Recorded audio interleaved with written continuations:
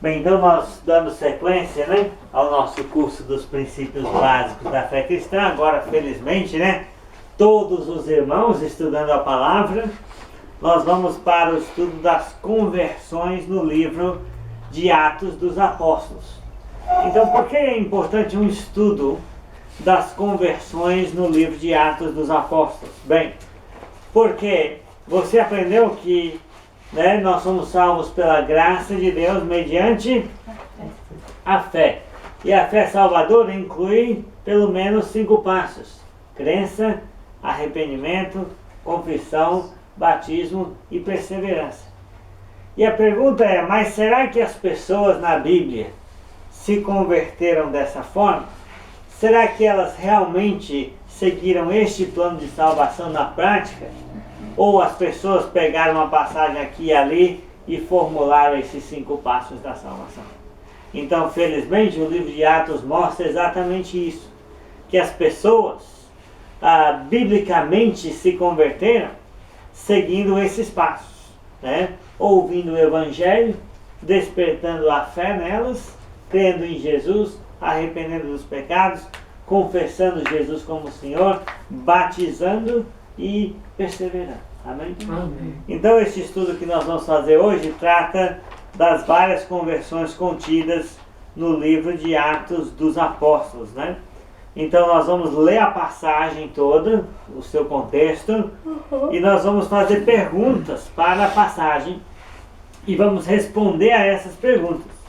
Então, respondendo a essas perguntas, nós vamos notar que o plano da salvação foi executado na prática por essas pessoas.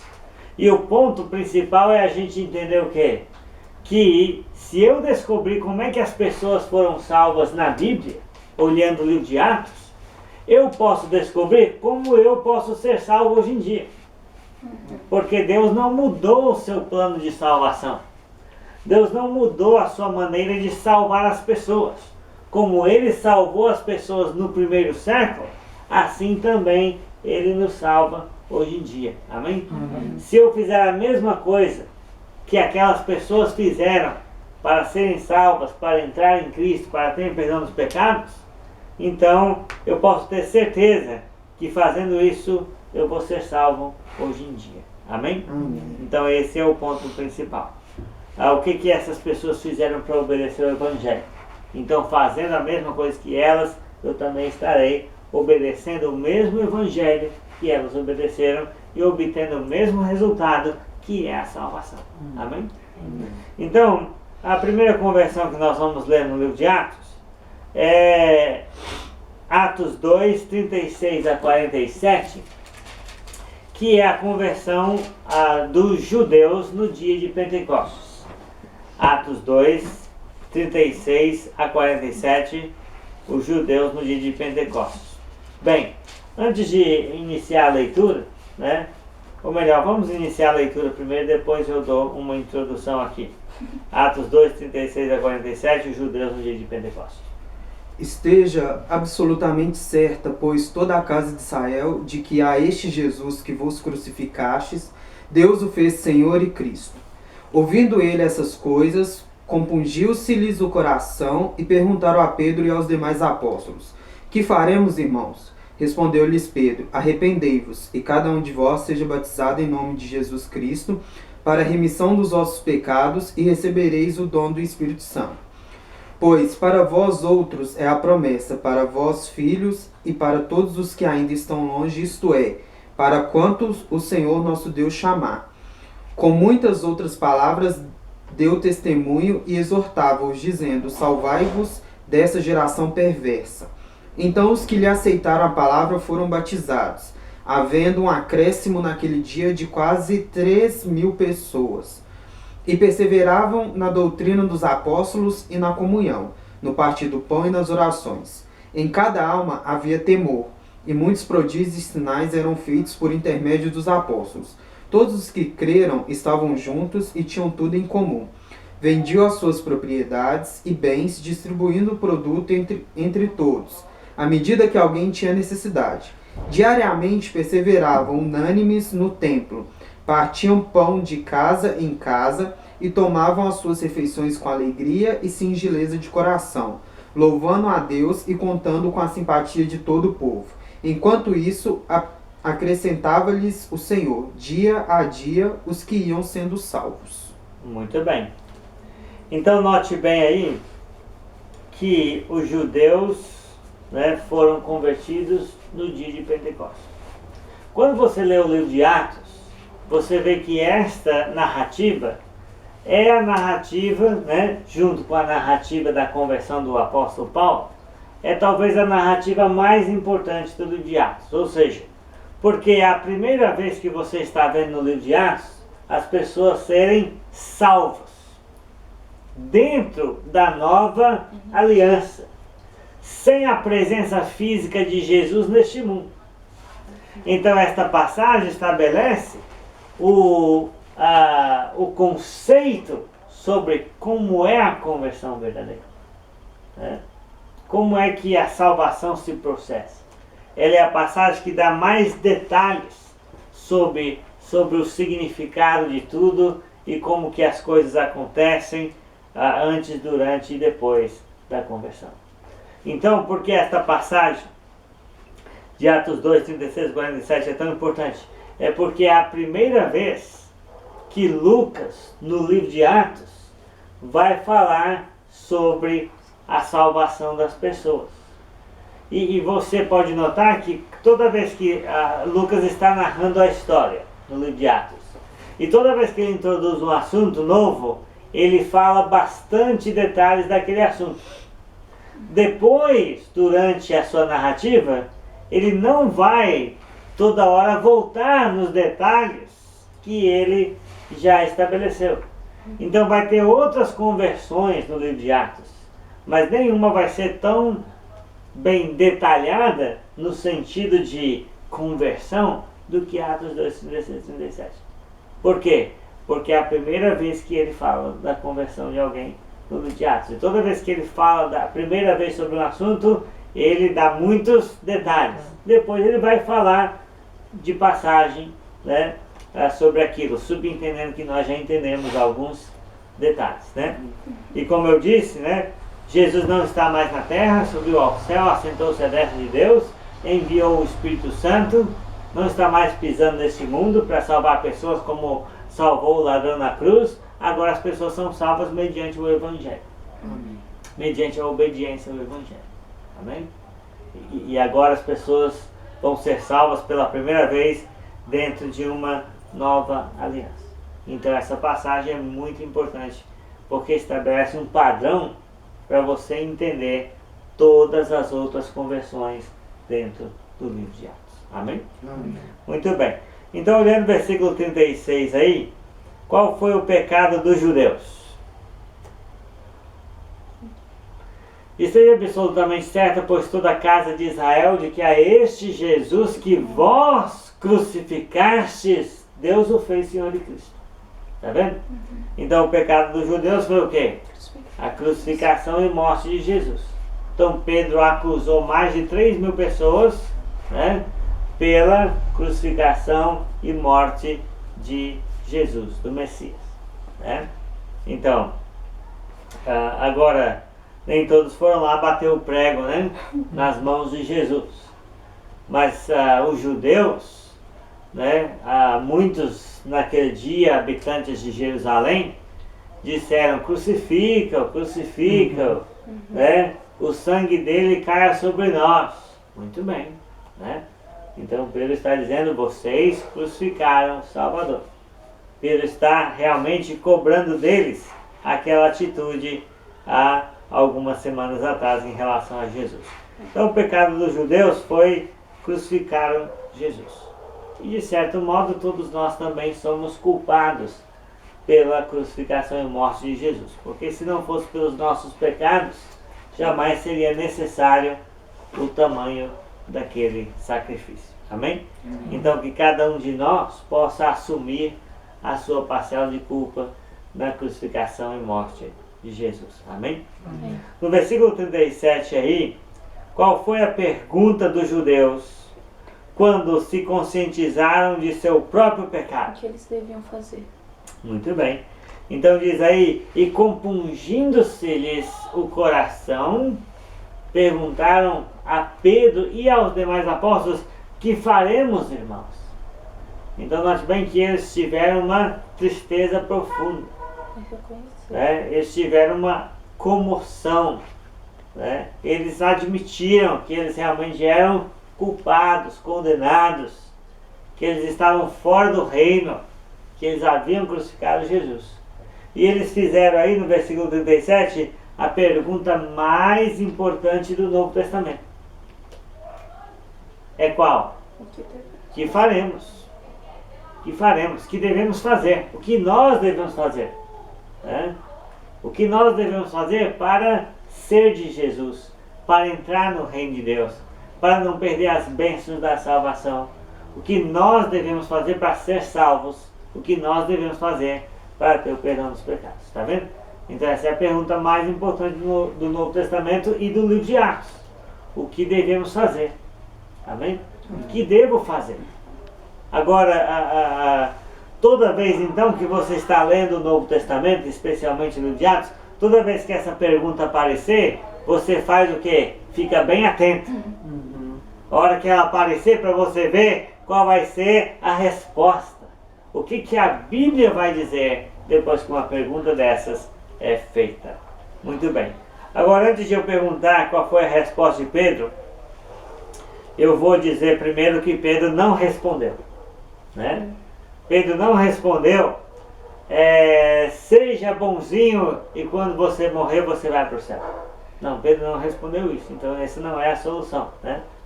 Pedro não respondeu, receba o batismo com o Espírito Santo, fale em línguas, gire um pedaço, um pouquinho e você vai sentir que você foi salvo de verdade. Não, Pedro não respondeu isso também.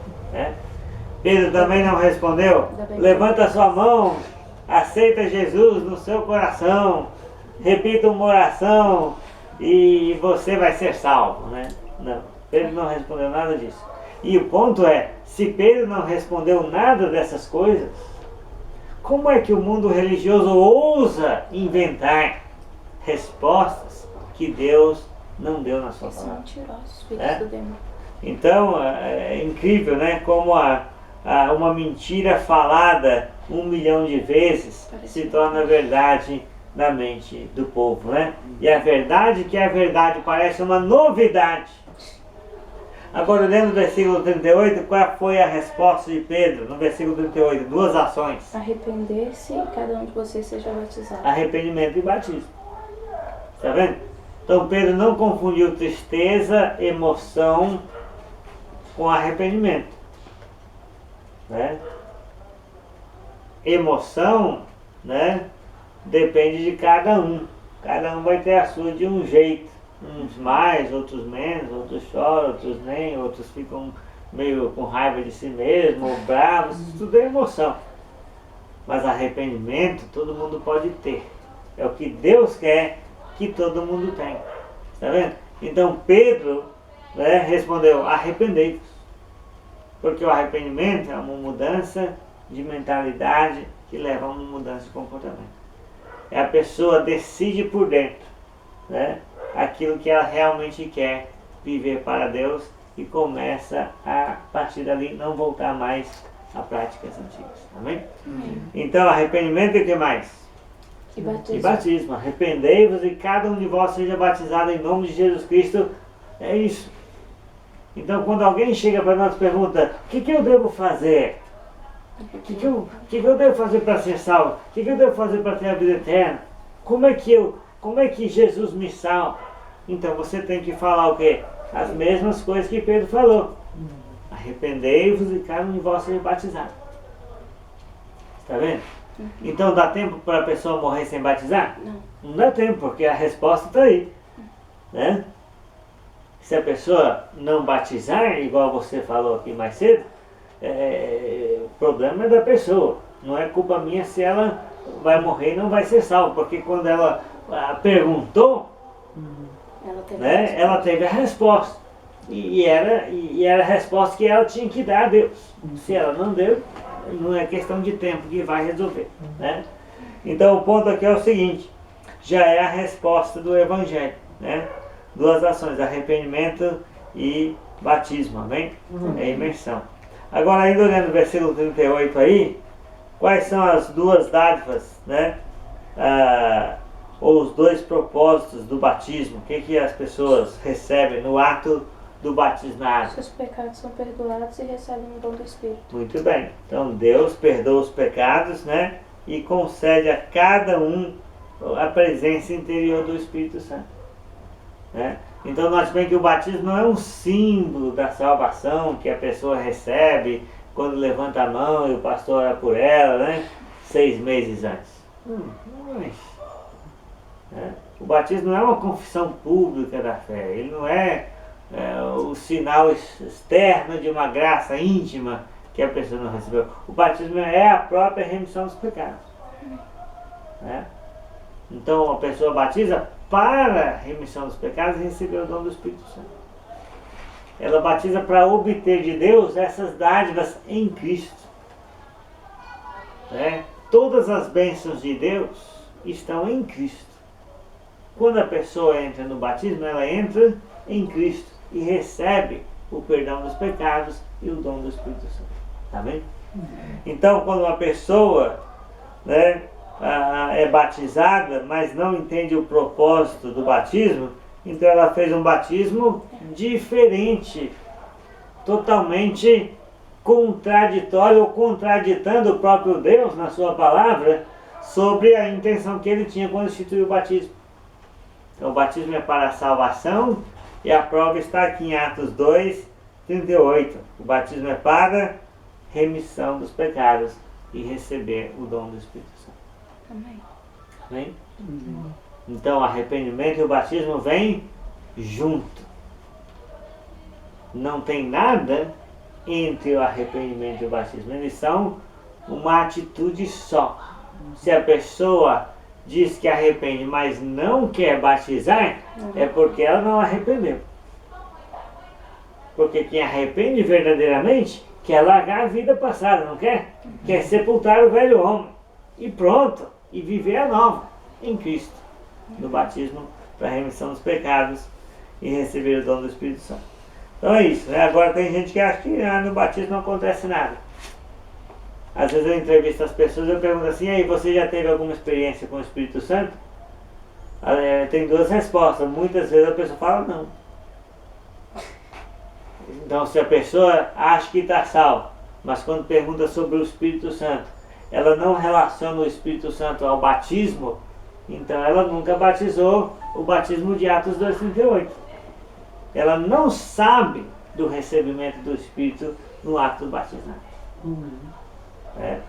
Ou às vezes ela fala outra coisa, né, que aconteceu, né? Então é isso, né?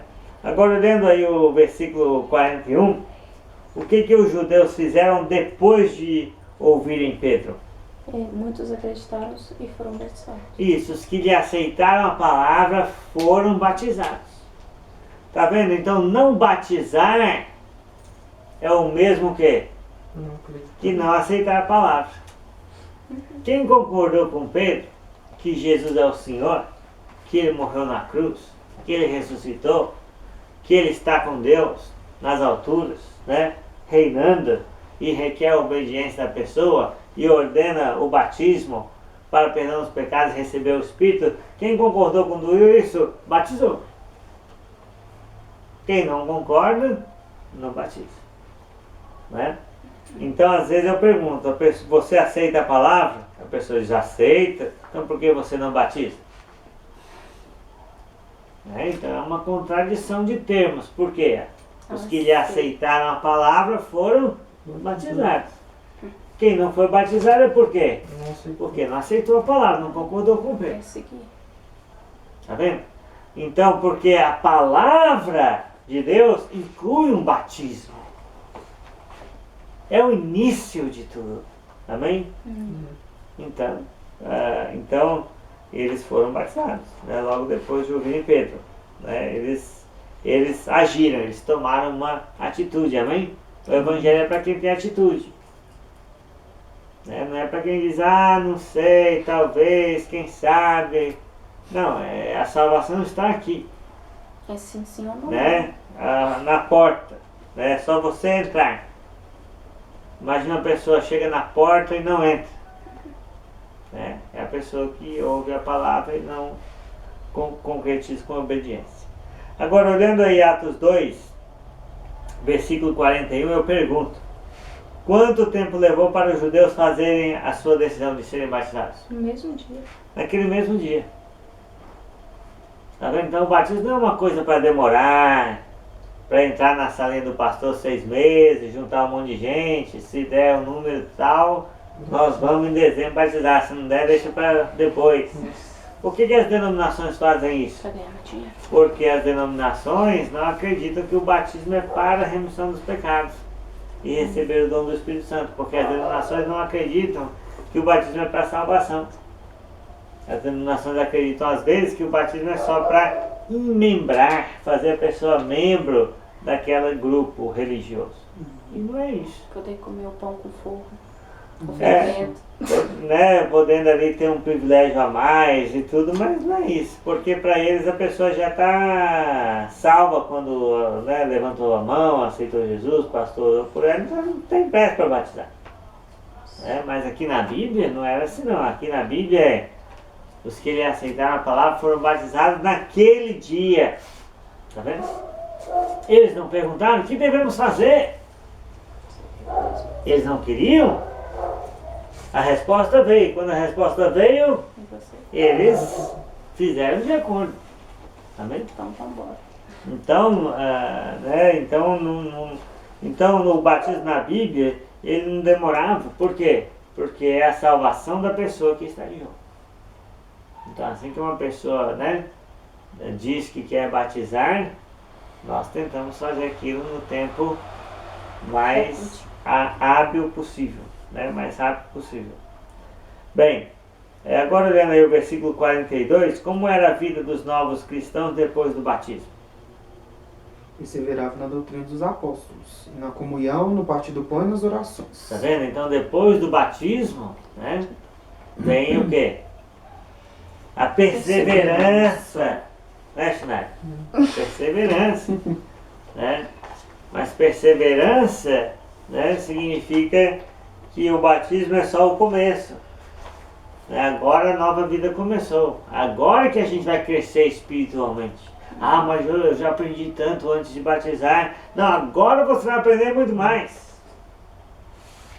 Agora que começa o treinamento de verdade. Antes era só preliminar. Agora você está em Cristo. Agora você é um filho de Deus. E agora o seu papel é qual? Perseverar. Perseverar, só isso. Deus é que vai fazer tudo. O seu papel é acreditar nele, confiar nele, obedecer a ele. Ah, mas eu sou uma pessoa difícil, eu tenho essa problema, ou dificuldade, ou timidez. Não. O seu trabalho é o quê? Perseverar. Persevera na doutrina dos apóstolos, na comunhão, no partir do pão e na oração. Então depois do batismo a gente continua lendo a Bíblia a vida toda. Continua estudando, igual a gente está estudando aqui, e estudando com outras pessoas e ouvindo outros irmãos ensinar a vida toda. Nunca vai ter um dia que um cristão não vai precisar da doutrina dos apóstolos. Doutrina dos apóstolos, comunhão. Nossos irmãos batizam, às vezes alguns irmãos batizam com problemas. Eles batizam desempregados, com falta de sustento. E o que a igreja faz? Ajuda. Por quê? Porque isso é comunhão. Comunhão não é aquele churrasco no final de semana. Aquilo não é nada comparado ao nosso dia a dia como família de Deus. Comunhão é o que você fez, levando o irmão lá e ficando com ele até ele sabe. Isso é comunhão. Comunhão é a ligação que você faz, se importar, oferecer seu dinheiro na coleta para ajudar o necessitado. É fora da coleta ajudar também, isso é comunhão. Amém? Comunhão é a gente cuidar uns dos outros. É ter tudo em comum. É não considerar sua exclusivamente nada do que você possui. Tudo nos é comum. E humildade para compartilhar os nossos problemas também. Né? Porque a força vai vir dos irmãos. Né? A força espiritual, o encorajamento, o ânimo, né? E ajuda, quem sabe, material, quando, né, for possível, né? Dentro das possibilidades de cada um. Mas é isso, né? Comunhão é o partir do pão. Ah, mas eu tenho que ir em muitos cultos. Não, você tem que partir o pão. Né? Um dia alguém me perguntou, e aí, João, como é que é a liturgia lá? Não tem liturgia, tem ceia. Se der tempo a gente canta mais um pouco, se der tempo a gente, né, prega, dá um ensino. O que é Mas liturgia, João? liturgia é a forma de culto, né? Ah, O que vem antes, o que vem depois, como é que introduz, o que vai cantar, né? É o prelúdio, o pós-lúdio, Nossa Senhora. dentro do lúdio, Isso é coisa de denominação pra lá. né? Mas aí o que a gente descobre? Né? Que o culto a Deus é uma coisa simples. Com Né? certeza. É louvor, a oração, né? É contribuir, é ouvir a mensagem. Partiu o pão. Mas se a gente não partir o pão, não teve adoração.